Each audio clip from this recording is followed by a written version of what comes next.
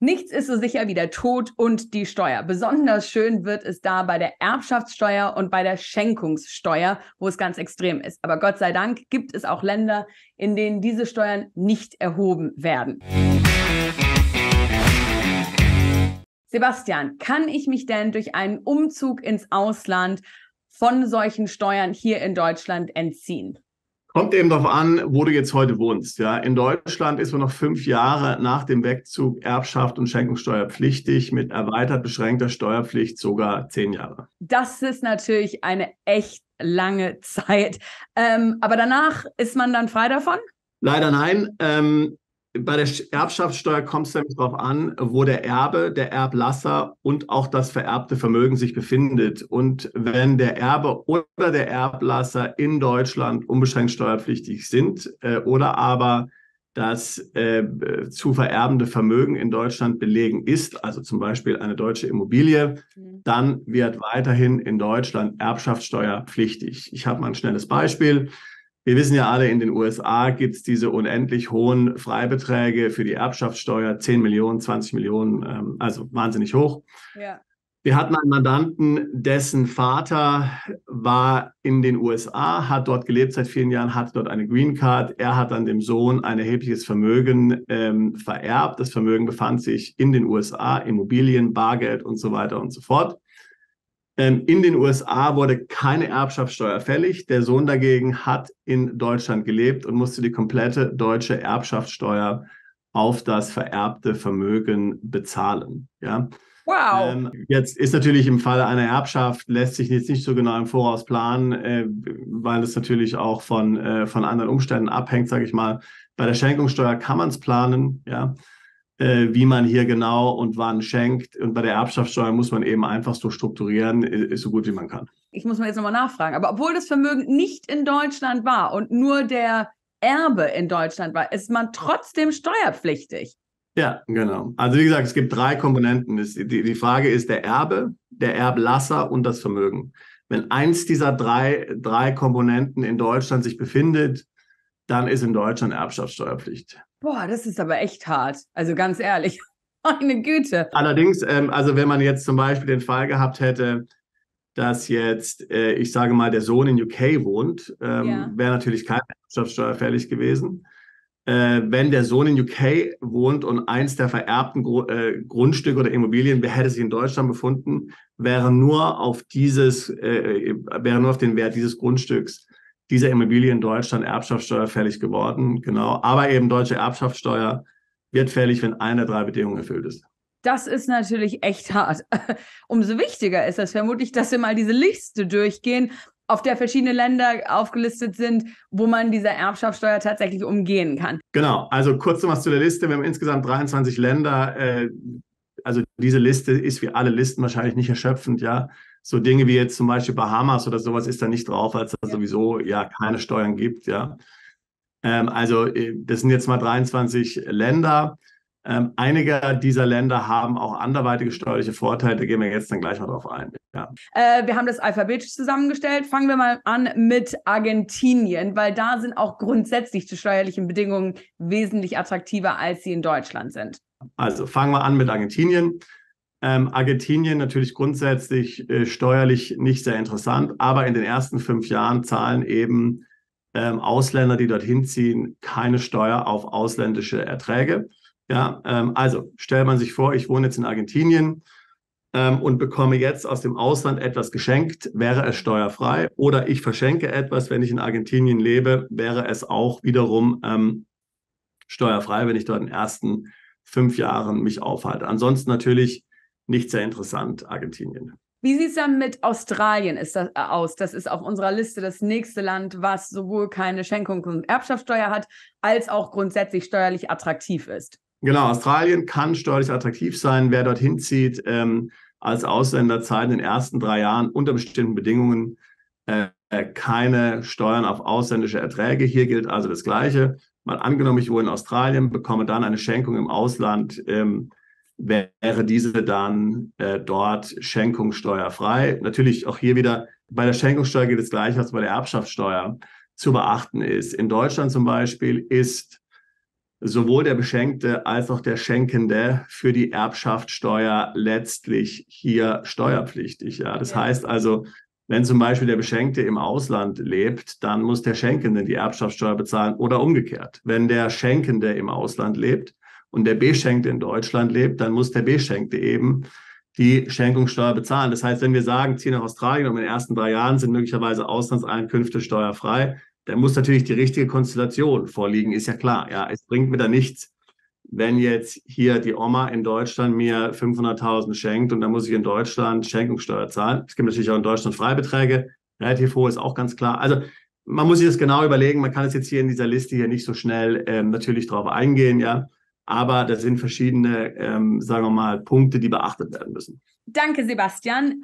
Lass uns mal die nächsten Länder, China, Estland und Indien, überspringen und wir gehen weiter zu Israel. Über Israel haben wir uns noch nicht so im Detail unterhalten, wenn es um Steueroptimierung geht, aber in diesem Zusammenhang wohl zum ersten Mal. Erzähl uns was, wie es in Israel aussieht, wenn es um Erbschaft und Schenkungssteuer geht.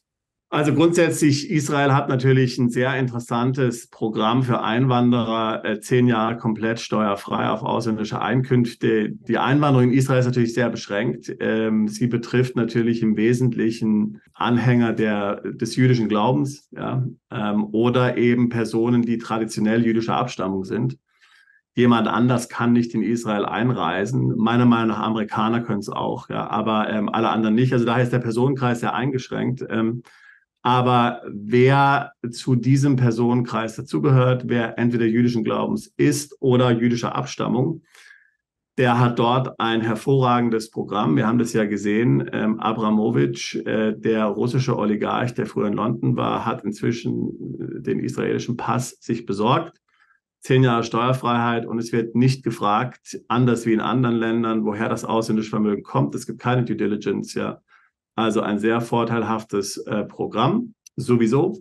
Und ganz unabhängig davon ist auch die Schenkungssteuer und die Erbschaftssteuer nicht existent. Da lassen sich also einige Dinge sicherlich ganz gut dann planen. Die Liste geht dann weiter. Kanada, Liechtenstein, Luxemburg. Auch die 3 Länder überspringen wir jetzt und schauen uns als nächstes Mexiko im Detail an. Was kannst du uns zu Mexiko und der steuerlichen Situation dort erzählen? Genau, in Mexiko eröffnen sich auch interessante steuerliche Gestaltungsmöglichkeiten. Grundsätzlich, wenn man in Mexiko die einzige Wohnung hat, ist man dort unbeschränkt steuerpflichtig. Hat man aber in einem anderen Land noch eine Wohnung, dann ist man nur letztlich dann in Mexiko steuerpflichtig, wenn entweder 50% der Einkünfte aus mexikanischer Quelle kommen oder aber man in Mexiko vor Ort arbeitet und Mexiko letztlich das berufliche oder der berufliche Schwerpunkt ist, ja, also auch inklusive als Freelancer natürlich, ja. Aber ansonsten kann man das so gestalten, dass eben Auslandseinkünfte dann entsprechend steuerfrei sind. Somit lässt sich natürlich auch hier wieder sehr gut dann Mexiko kombinieren für erbschaftssteuerliche und schenkungssteuerliche Gestaltung, aber eben auch, wenn man jetzt andere Einkünfte zum Beispiel hat, kann man hier in Mexiko sicherlich ganz interessant dann mitgestalten. Als nächstes auf der Liste, und wir wollen uns auch darüber unterhalten im Detail, ist Neuseeland. Kannst du uns was zu der Situation dort erzählen? Genau, Neuseeland, wie die anderen Länder in dieser Liste auch, natürlich keine Erbschaftssteuer und Schenkungssteuer.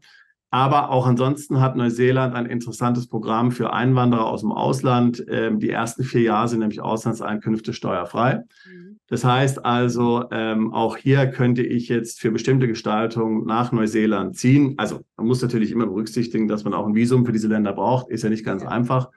Aber mal angenommen, man schafft das, kann ich dorthin ziehen. Es gibt keine Erbschaftssteuer und Schenkungssteuer und ich kann also in den ersten 4 Jahren steuerfreie Auslandseinkünfte dann letztlich hier generieren. Also das heißt, ich könnte zum Beispiel sagen, wenn ich jetzt hier einen Exit habe, ja, könnte ich also sagen, ich vereinnahme die Einnahmen aus dem Exit steuerfrei in den ersten 4 Jahren.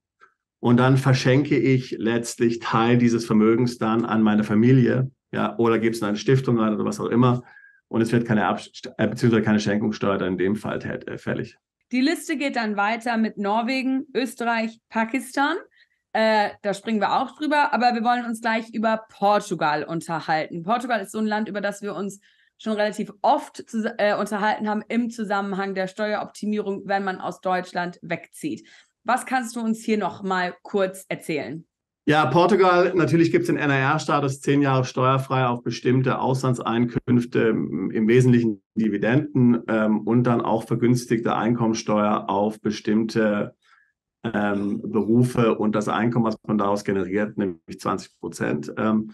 Und eben in Portugal gibt es unter bestimmten Bedingungen keine Erbschaftssteuer und Schenkungssteuer. Im Wesentlichen, wenn man eben, sage ich mal, in direkter Linie verschenkt oder vererbt. Also auch hier lassen sich interessante Dinge machen. Wir hatten zum Beispiel Mandanten, die haben dann 5 Jahre in Portugal gelebt, waren also nicht mehr in der deutschen Erbschaftssteuer drin und konnten dann hier attraktiv Vermögen verschenken an andere Familienmitglieder. Die Liste geht weiter. Russland, Serbien und dann landen wir bei Singapur. Singapur ist natürlich für viele sehr, sehr attraktiv, obwohl ich weiß nicht, ob du das heute oder die letzten Tage auf LinkedIn gesehen hast. Da war ein sehr interessanter Post über die relativ unsichere Lage von Expats, dass wenn man tatsächlich als Expat dort lebt und dann entlassen wird von seinem Arbeitgeber, man nur noch 30 Tage bleiben darf. Also es ist durchaus nicht besonders sicher, die Situation, wenn man da ist, und man muss sich darüber durchaus bewusst sein. Ich fand diesen Post nur total interessant. Ich hatte es nicht gesehen, aber das ist natürlich ein ganz wichtiger Punkt, den man sich natürlich immer vor Augen halten muss. Besonders diese Arbeitsvisa sind an sehr strikte Bedingungen geknüpft.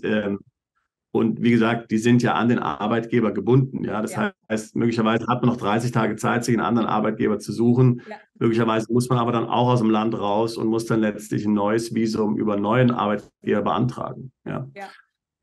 Aber mal davon abgesehen, also Singapur natürlich allgemein natürlich bekannt. Gut, die haben jetzt eine Einkommensteuer, die ist nicht besonders hoch, aber die ist existent. Aber Steuern wie jetzt auf ausländische Einkünfte und in dem Fall hier ja auch Erbschaftssteuer und Schenkungssteuer gibt es nicht.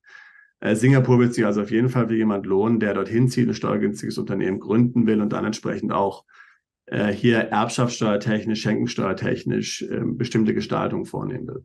Die Liste geht weiter. Slowakien, Slowenien, Schweden, Ungarn und dann landen wir bei Zypern. Erzähl uns was zu Zypern. Genau, Zypern natürlich auch bei vielen Mandanten populär. Der hat den Non-Dom-Status.